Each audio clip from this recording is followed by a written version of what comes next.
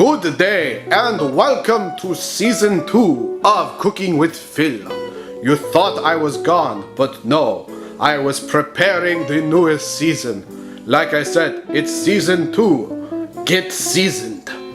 Today we are gonna make one of the most classic foods that everyone has had at one point. Macaroni and cheese, or as some like to call it, mac and cheese. So you can be, at the end of this, able to say, "Hey Mac," like I do. Let's get started. First things first, we're gonna have to cook up our noodles. Why? Because if you have a mac and cheese without mac, that's just cheese. And I'm not gonna just eat cheese because I'm better than that. So first we take our boiling water and give it a pinch of salt, just like I'm doing. I'll give it a little more, and then you take your noodles and then you put it in the water and you let it cook. While we're letting it cook, we're gonna make up the other half of the mac and cheese, so follow me to the other side of the stove. In the other side of the stove, we're gonna make the base for our sauce. We're gonna make, as the Frenchies say, a roux, because they are like roux. We are Frenchies, oui. So you're gonna take some butter and melt it up on a medium heat. Get it nice and melted, like I'm doing here. And once it's nice and melted, you take flour and let it get nice and cooked up.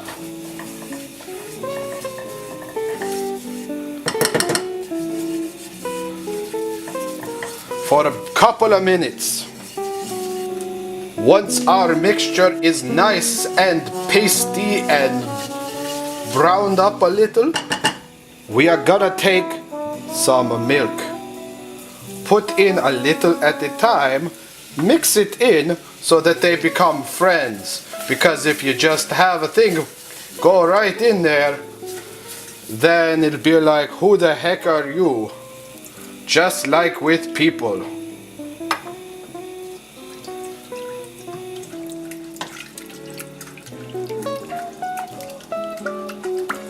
You want to get rid of all the clumps,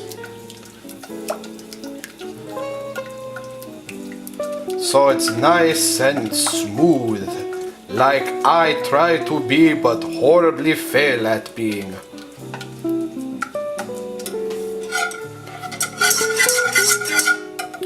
Wow, look at that dissolve, both the flour and the edit. So as you have noticed, I switched to a whisk to make sure that it's nice and smooth and no lumps and the clumps and the bumps and the thump or something like that. Anyways, now that it is all mixed together well, we're gonna turn off the heat and check on the noodles. With our noodles almost done, it is now time to mix in our cheese to make this cheesy, like the name suggests that it would be. And don't worry if at first it's not all the way melted, because remember, the pasta is still pretty hot.